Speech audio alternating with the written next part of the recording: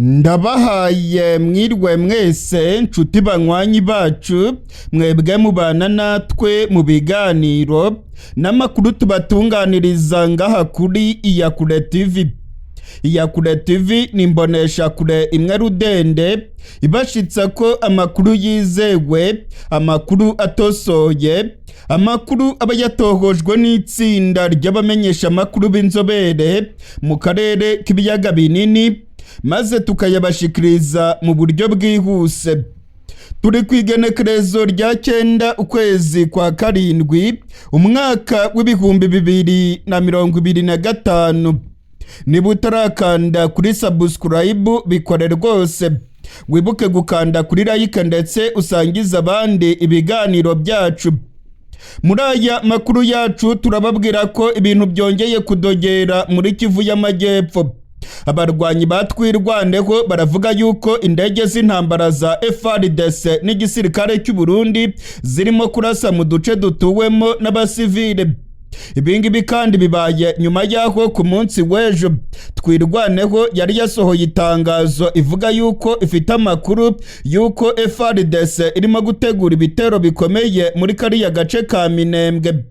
Kuva muri kano gatondo rero indege z'intambara za Fardc zirimo kurasa mu duce dutuwemo n'abasivile mu Minembwe.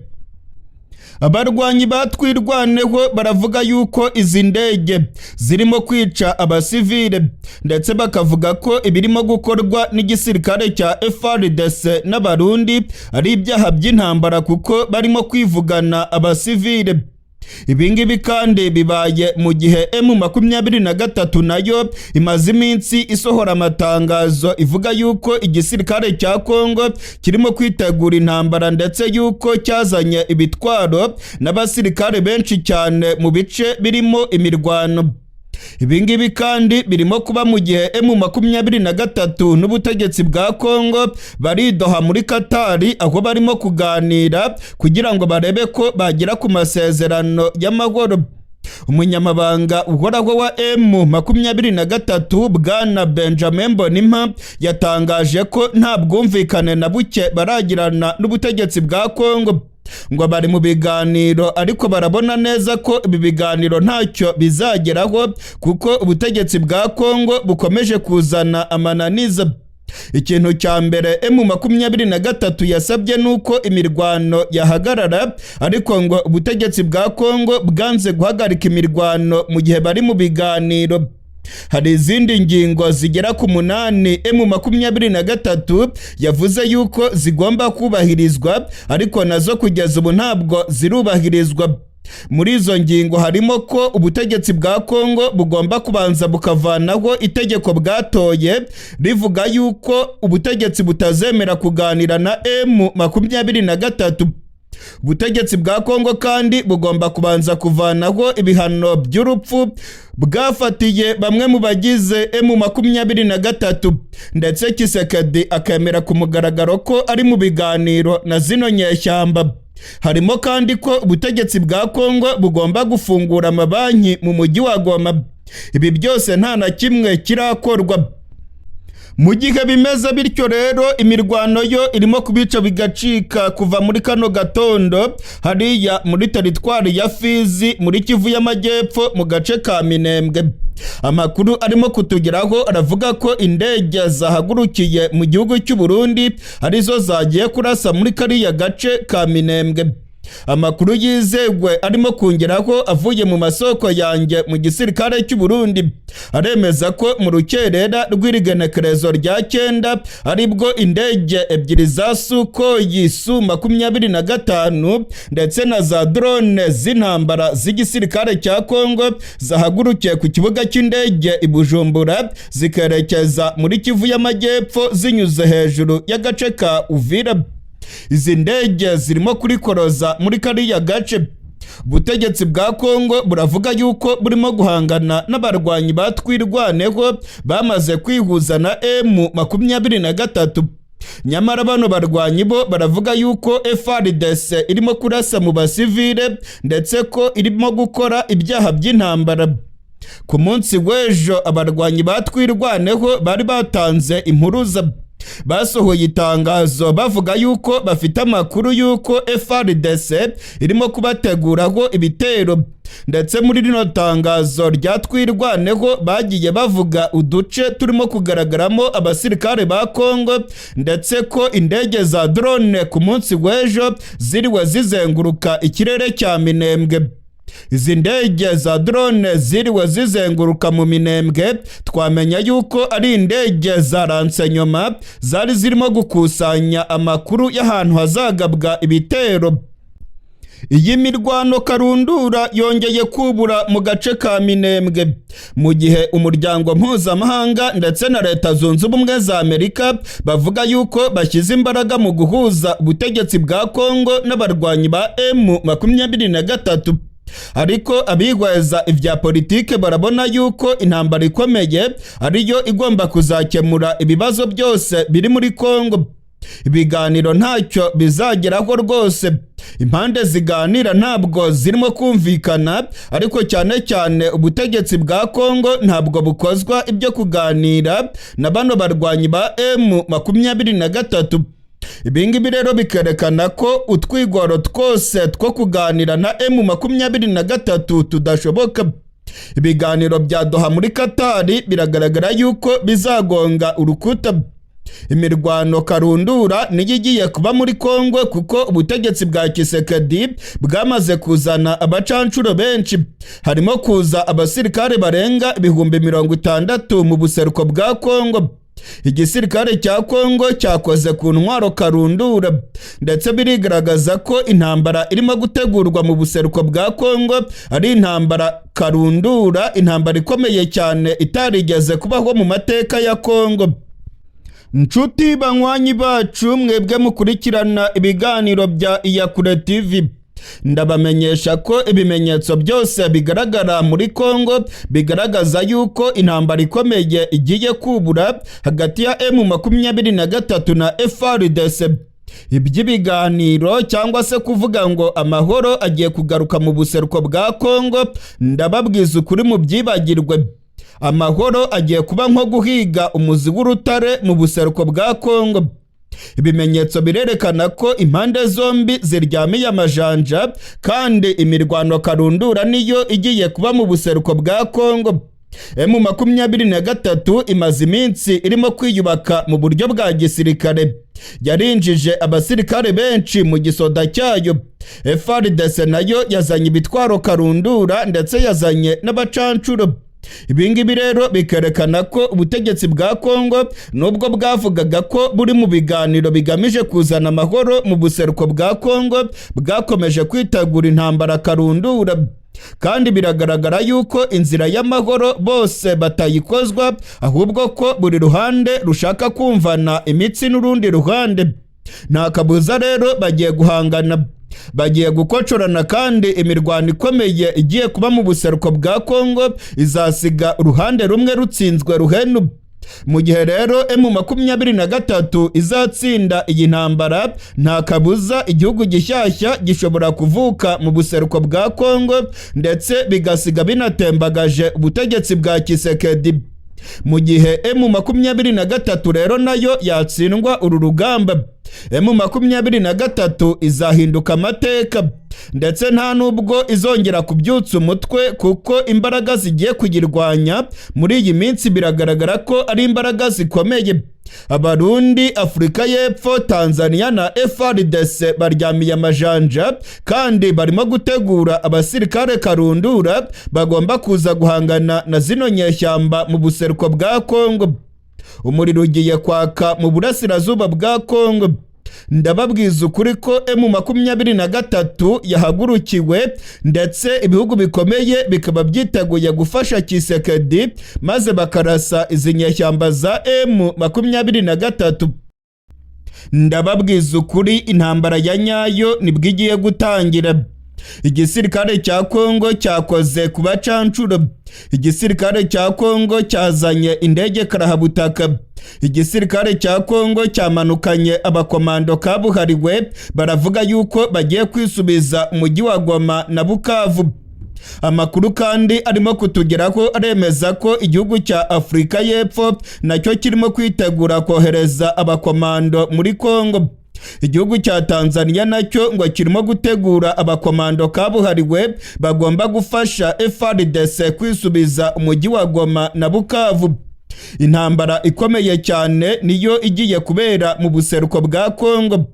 Ibyo mwabonaga ntabwo ari intambara, yari imirabyo, inkuba nibwo zigiye gukubita. Intambara karundura igiye kubera mu buseruko bwa Kongo, kandi ibihugu bikomeye nabyo byiteguye kwinjira muri iyi ntambara. Ubutegetsi bwa Kongo buravuga yuko bugiye gutangiza intambara karundura igamije kwisubiza ibice byose bigenzurwa n'abarwanyi ba M23. Iby'amasezerano ya Doha byo biragaragara yuko birimo kugonga urukuta. Ubutegetsi bwa Kongo buvuga ko rwose butazigera buganira na M23 mu gihe itarava mu duce yigaruriye. Umuvugizi wa guverinoma ya Kongo Bwana Patrick Muyaya yatangaje ko Fardc izisubiza ibice byose bigenzurwa n'abarwanyi ba M23, kandi ngo nta n'ibiganiro na bike bazagirana mu gihe M23 itarasubira inyuma ngo ive mu mujyi wa Goma ndetse na Bukavu. Abarwanyi ba M23 nabo ibingibi ntabwo babikozwa. General Sultani Makenga avuga yuko bazarwana umuhenerezo kandi bakavanaho intwaro y'igikenye ya Perezida Tshisekedi. Amakuru atugeraho arerekana neza ko impande zose ziteguye intambara. Ibihugu nka Tanzania ndetse na Afurika y'Epfo nabyo byamaze kugaragaza yuko byiteguye gufasha Fardc maze bakarwanya M23. Amakuru yizewe yangezeho avuye mu masoko yanjye ku kibuga cy'indege i Bujumbura aremeza ko mu ijoro ryakeye ku isaha y'isa 9:15 indege ebyiri za rutura z'igisirikare cya Afurika y'Epfo zaguye ku kibuga cy'indege cyitiriwe Melchior Ndadaye i Bujumbura. Ni indege za rutura zari zitwaye ibikoresho bya gisirikare bivugwa yuko bizakoreshwa n'abakomando ba Afurika y'Epfo barimo kwitegura kujya i Bujumbura maze bakambuka bajya muri Kongo gufasha Fardc kurwanya M23. Amakuru yizewe yangezeho avuye mu gisirikare cy'u Burundi aremeza ko izi ndege zazanye intwaro kabuhariwe n'ibikoresho by'intambara. Igisirikare cya Afurika y'Epfo ngo kiritegura kohereza abakomando bageze ku 1000 bano ngo bakazafatanya na Fardc kurwana urugamba rwo mu migi, ngo bakazakubita M23 bakayivana muri Bukavu ndetse bakayivana no mu mujyi wa Goma. Amakuru atugeraho aremeza neza ko igisirikare cya Afurika y'Epfo ngo cyagiye kirira ndetse ngo cyagiye gikubita agatoki ku kandi ubwo M23 yabirukankanaga ikabavana mu mujyi wa Goma. Afurika y'Epfo rero ngo irashaka kwihorera kuri zino nyeshyamba za M23. Afurika y'Epfo ngo yavuye muri Kongo ifite ikimwaro ndetse na Tanzania nuko byagenze. Ibi bihugu rero ngo birimo gutegura abakomando kabuhariwe bazajya muri Kongo bagafatanya na Fardc maze ngo bakirukana M23 mu mujyi wa Goma na Bukavu bakayiha isomo rya gisirikare. Biragaragara yuko intambara ikomeye igiye kubera muri Kongo, ndetse amakuru yose arimo kutugeraho arerekana neza ko urugamba rugiye gutangira. Intambara zose mwabonye mu buseruko bwa Kongo ngo zari ntoya cyane. Ubu noneho Tshisekedi yarahiye arirenga avuga yuko agiye kurwana urugamba rukomeye, kandi avuga yuko butaka bwose bwa Kongo bwigaruriwe n'inyeshyamba agomba kubisubirana mu kanya gato cyane. Amakuru yizewe atugeraho avuye mu masoko yacu mu gisirikare cy'u Burundi, ndetse amakuru yemezwa n'amasoko yacu mu butegetsi bwa Kongo aremeza neza ko igihugu cy'u Burundi nacyo cyamaze kujya muri uyu mugambi wo gufasha Fardc maze ngo bakarwanya M23. igihugu cy'u Burundi cyemereye Fardc ko bazakoresha ibibuga by'indege mu gihugu cy'u Burundi maze bakagaba ibitero by'indege ku barwanyi ba M23 muri Kivu y'Amajyepfo. Ibingibi byaranatangiye kuko indege za Sukoyi z'igisirikare cya Kongo zirimo kugaragara ku bibuga by'indege i Bujumbura. Za drone z'igisirikare cya Fardc nazo zaragaragaye ku kibuga cy'indege i Bujumbura.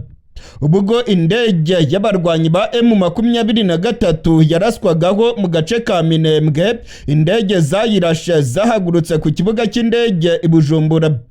Amakuru yizewe akemeza ko igisirikare cya Kongo n'igisirikare cy'u Burundi bamaze guhuza imikorere ndetse bakemeranywa yuko ubutaka bw'u Burundi buzakoreshwa ndetse n'ikirere cy'u Burundi kigakoreshwa mu kugaba ibitero ku barwanyi ba M23 cyane cyane abari muri Kivu y'Amajyepfo mu bice bya teritwari ya Warungu ndetse n'abari mu mujyi wa Bukavu.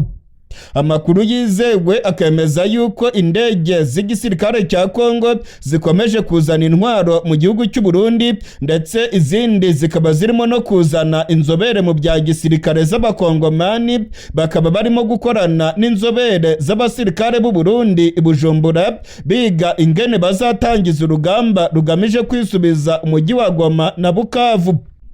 Nshuti banywanyi bacu mwebwe mukurikirana ibiganiro bya Iyakure TV, ndabamenyesha ko ibimenyetso byose birimo gucana umutuku. Ibimenyetso byose birerekana ko intambara ikomeye igiye kubera mu buseruko bwa Kongo, kandi iyi ntambara ngo izasiga ibintu bihinduye isura. Iyi ntambara nidasiga Tshisekedi avuye ku butegetsi, izasiga abarwanyi ba M23 batsinzwe ruhenu. Kimwe muri ibyo nicyo kizaba. M23 izahondagura Fardc cyangwa se M23 ihitemo gushinga Repubulika yigenga ya Kivu. Ibingibi bizaba mu gihe M23 yatsinze urugamba.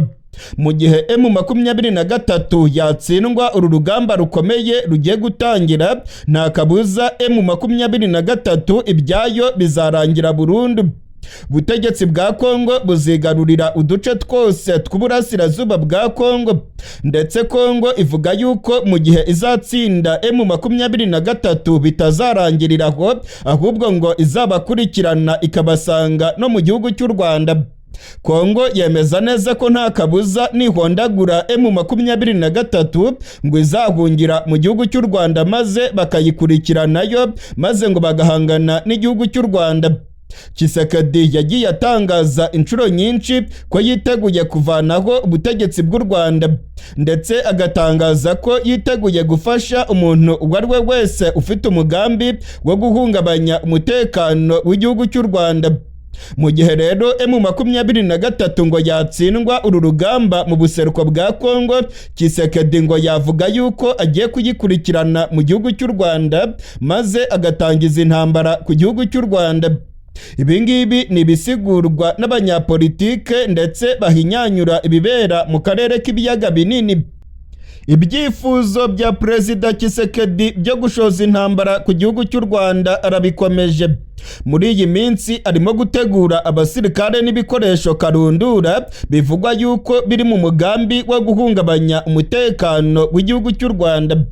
Amakuru yizewe yemeza ko ubutegetsi bwa Kongo n'ubutegetsi bw'u Burundi bukomeje gukorana na FDLR hagamijwe guhungabanya umutekano w'igihugu cy'u Rwanda.